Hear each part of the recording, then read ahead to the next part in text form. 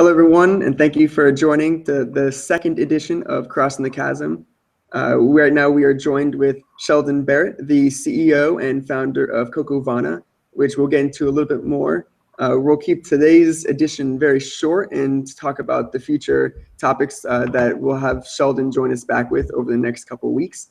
And for now, we're going to go more into Sheldon and who he is and kind of profile him as an entrepreneur, talking about his background, the background of the company, and any projects and products he's working on. So without further ado, Sheldon, feel free to introduce yourself, take the stage, and tell us more about who you are and what you're up to right now. Okay, so I'm Sheldon Barrett. I'm an industrial engineering undergrad here at the University of Florida, triple minoring in business, entrepreneurship, and sales engineering.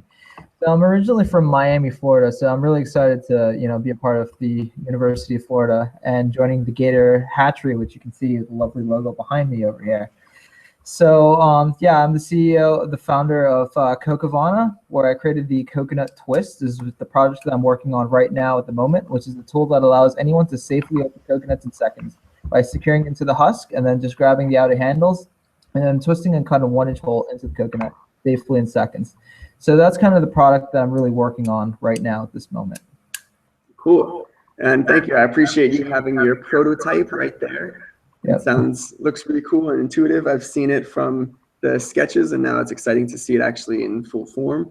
Now, when it comes to yourself, maybe before you founded Cocovana, what was life like, and lead us up to the moment where you decided to come up with this idea for the coconut twist and to start your own company? Yeah, so growing up as a kid, my parents would always buy me those really expensive toys, and I never really used to play with them. I used to enjoy just, making my own toys like from scratch, using parts and stuff from my dad's tool shed or whatnot. So, that was something I always wanted to do. I had a creative mind growing up as a kid. And shortly after, I actually started my first company in elementary school, where it's sell like a fresh, like tropical fruit like that I would get from my backyard and sell it in my front yard. For like $3 per dozen for what they call ackee fruit, which is a big thing in Jamaica. And I would sell out every single day, doing that. In middle school, I would repair BMX bikes and then sell those back, buy them for $5 and resell them for like $30 or $40. And in high school, I'd repair broken TVs where I would just solder the back of the boards, buy those TVs for $5, repair them, and sell them back for $50 and $60. When I got to college, I wanted to be an engineer, but I wasn't sure I wanted to get into entrepreneurship as like a full-time thing. So really what happened was I had to take a semester off from college because I was diagnosed with high blood pressure, at that time. That was around like sophomore year or whatnot. And, the medications my doctors prescribed didn't really lower my blood pressure enough. So what I would do is drink fresh coconut water because that would help lower the blood pressure because of potassium and vitamin C. So I lived in South Florida. We had the coconut trees in the front yard. My dad would always use the machete to like hack them open because he's Jamaican and all Jamaicans have machetes and know how to use it. But I didn't want to cut myself, using that machete and risk it. Or, I had issues trying to open the coconut when my dad wasn't home. So I basically created my own product to open the coconuts when my dad wasn't home. So that's how the coconut twist came about. And from there, I built my first prototype. It wasn't very pretty. And then I went to prototypes 2, 3, 4, and now this is prototype number 7, which I machined myself, using a machine shop here on campus, and obtained the patent for it.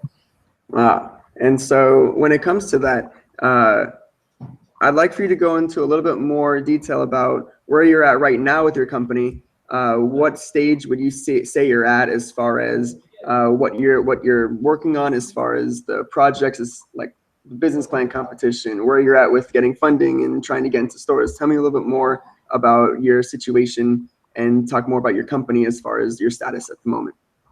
Sure. So although I have about 800 pre-orders right now for the coconut twist, it's still technically a pre-revenue company because I'm still trying to lock down the manufacturer to do a big production run for that.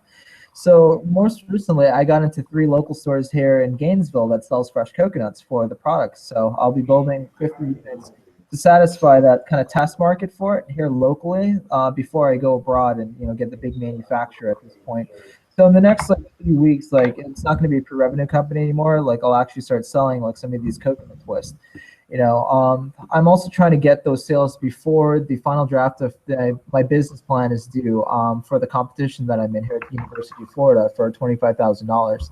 So that's critical to have some sales, before you get into those big competitions, to show the judges that, you have traction right now at that point. So those are two main things I'm doing. Of course, like managing the manufacturer overseas in China, trying to get that settled away. It's at a good price where I can actually turn a profit right now, but I want to get my margins a little bit higher so that it's more sustainable for the future of the company. And also launch a Kickstarter campaign really shortly from now, like in the summertime, which is the best time to launch, I believe, a coconut water, kind of product. So that's kind of the things that I'm working on right now at this moment, and also expanding the product line very soon too. So it's not just one product.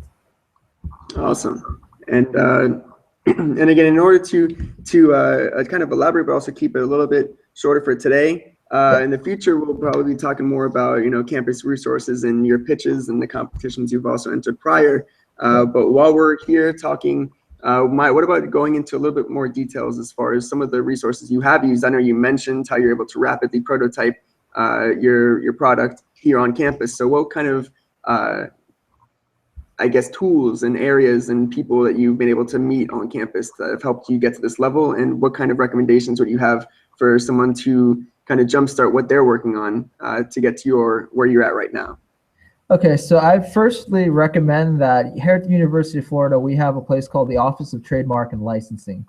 You want to make sure that you get your product or idea waived through them first before you start using UF resources. Otherwise, they may be able to claim your intellectual property for it. So that was one of the first things I did with Coconut Twist was, bring it to them, set up meetings, and have them waive the intellectual property, saying that I developed this on my own without university resources, which I did at my house. And then after that, they allow me to use the UF resources to further develop the product. So having said that, after I got that waiver, I would go to a lot of the professors here on campus that was specifically, can specifically offer something of value to me. So the mechanical engineers, material science engineering professors, the business professors, or whatnot. So first I went with engineers because I wanted to build a prototype. So I went to the machine shop here on campus and learned how to machine from those guys. They liked that I built my previous prototypes before, so they knew I had some knowledge of machining and using tools. So they taught me how to use the machines here on campus. So all I had to do was just buy the raw material, like the aluminum and the stainless steel, to create the prototype, and just go on the machines and learn how to use those mills and lathes. So it's just really fun because, that allows you to have really good conversations with the manufacturers once you learn how to do that.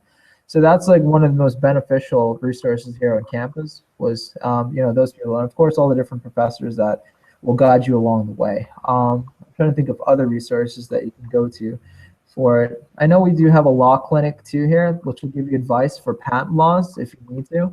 So you can actually file a provisional patent here for free at UF for certain students. So which you did, right? I actually filed a non-provisional patent, which is the one that actually turns into a real patent. Provisional patent doesn't actually turn into a real patent, but it allows you to, get some type of protection so you can go out there and sell the product ahead of time without giving up your rights to anything or having someone file a patent after you and, taking all the glory. So yeah, those are some of the main ones, but definitely a lot of professors here on campus and, a lot of the clubs too, like the entrepreneurship club, getting to mingle and meet great people here and all the different events that goes with entrepreneurship. Awesome. And so for now, we'll taper off right now and talk about if you guys would like to reach out to Sheldon. I've put his the Facebook page for Cocovana in the showcase if you guys are live streaming and watching right now. I don't know if Sheldon would like to introduce or tell him to reach out on any social medias or any accounts or websites, but now's your chance to invite people to reach out to you. Yeah, definitely. The best way to contact me would probably be through Facebook, friends with David Nassau, so it's pretty easy to find me. Also through email too. So my email is sheldon.barrett@gmail.com. So sheldon.barrett@gmail.com. So that goes straight to my phone. So that's a really good way to contact me too. Awesome. And so we will be meeting up with Sheldon at least one more time at the beginning to middle of April. And until that happens, until we set a date, feel free to reach out to Sheldon or myself whenever you want, and we'll get back to you as soon as possible. Events that are happening between now and then, the major one that I'd like to talk about is the Startup Hour event, and that's going to be happening on March 31st. I don't remember. I think this might be at the bank this month, but March 31st is a Thursday. And so go on out around like 7:30, 8 o'clock, and it goes until whenever people want to leave, essentially. And I'd highly recommend going to that. Gator Innovators will be hosting a pre-startup hour, and usually that's either going to be at Beatty Commons, but that is also that week is called Hopping for a Cure week. So Hopping for a Cure has 8 events within the 7 days of the week. So feel free to go look up any Hopping for a Cure festivities you'd like, with our big hopscotch tournament happening on April 2nd. So we just have a couple awesome sponsors and community people that we're working with, including Feathers. So feel free to reach out to myself if you have any questions about that. Gator Innovators, Entrepreneurship Club, feel free to reach out to Sheldon about pretty much any of the above as well. And we look forward to speaking with you soon. Thank you very much. Sheldon, do you have any last words? No, that's about it. If you want to tune in next time to when I talk about elevator pitching, I'll give you all the secrets of how I got to impress Damon John from Shark Tank. So that's always impressive. Awesome. Well, thank you very much. And Sheldon, I appreciate your time. And to hopefully everybody who's live streaming and viewing and going to be watching this later, hope it added some value to your life. So awesome. Thank you very much. And until next time, it's been Crossing the Chasm with David Nassau and our guest, Sheldon Barrett. Thank you. Thanks for having me. Take care. Have a good one.